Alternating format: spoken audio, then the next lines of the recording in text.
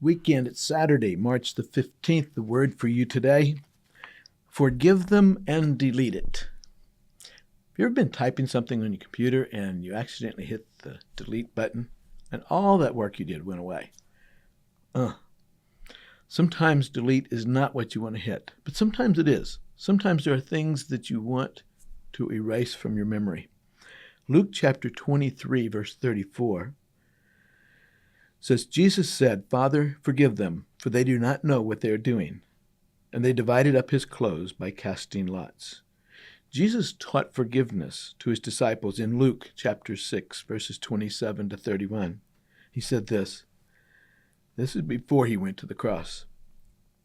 He says, but I tell you who hear me, love your enemies, do good to those who hate you, bless those who curse you, pray for those who mistreat you. If anyone strikes you on one cheek, turn to him the other also. If someone takes your cloak, do not stop him from taking your tunic. Give to everyone who asks you. Do not demand it back. Do to others as you would have them do to you. Now, Jesus taught that at one point in the 3 years of ministry that he taught his disciples. And then at the end of his ministry, as he's hanging on the cross, what does he do? Father, forgive them, for they don't know what they're doing. You know, it's one thing to teach something, it's quite another to live it. Here, Jesus practices what he preaches. Jesus did not say what they did was right or okay. He didn't excuse the fact that they had beaten him and nailed him to the cross. All of that was wrong. And he didn't say it was right. When we forgive someone, we're not saying what they did was right or okay. By forgiving them, what we're doing, we're not allowing the offense to continue to control us. Jesus was not allowing their actions to dictate how he was going to respond to them. He was going to respond to them the way he knew he was supposed to. And, you know, we're called to do that too. Forgiving someone doesn't mean we say it's okay or what they did was right. It means we don't allow that offense to continue to control us. The second thing says, earlier in the week, Jesus wept as he entered Jerusalem because he knew what was going to happen. When we are wronged, there's going to be emotions. Emotions, we're going to be angry, we can be hurt, we can be frustrated, disappointment. There'll be all kinds of anger, all kinds of emotions. And we need to let those emotions come out. Don't just try to suppress them. Pick the right place, alone usually, but let the emotions come out. But suppressing the emotions only delays the healing.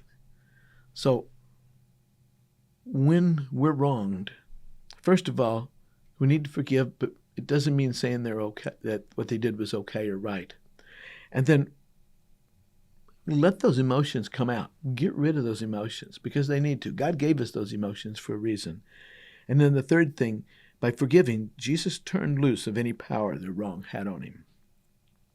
When we continue to think about those who have wronged us, we hold on to the hurt and the pain. This often keeps us from moving forward in our lives. You know, some people just actually quit living. They look for ways to strike back. Instead of moving forward and doing something positive, they're looking at trying to get even or even ahead. There's an amazing story of forgiveness Philip Yancey shares. It's a story of an atrocity that happened in South Africa. A policeman named Van de Broek recounted an incident. He and other officers shot an 18-year-old boy, and they burned the body. They put it on a stick and turned it over fire like you would roast a hog or something, or a chicken. Later, they went and seized the father of the boy and killed him as well. The wife was forced to watch as policemen tied her husband up to a woodpile, doused his body with gasoline, set his body on fire. Eventually, the policemen were brought to trial.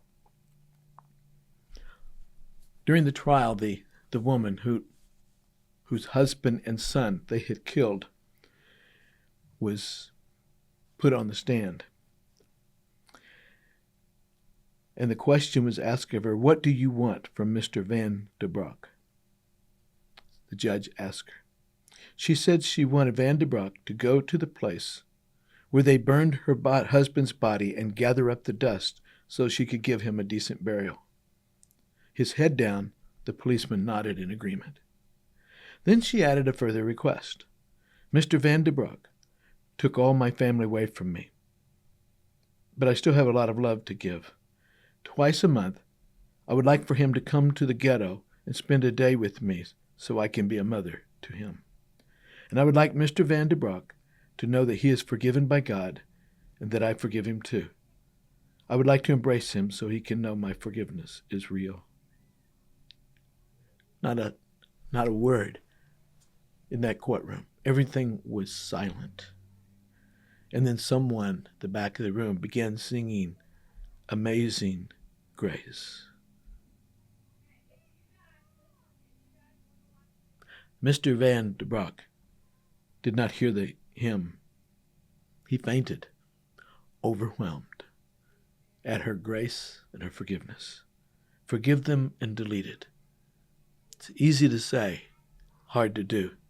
Here's a woman who understood that. Is there anybody you need to forgive? And delete the memory of how they wronged you? Would you do that today? Have a good day.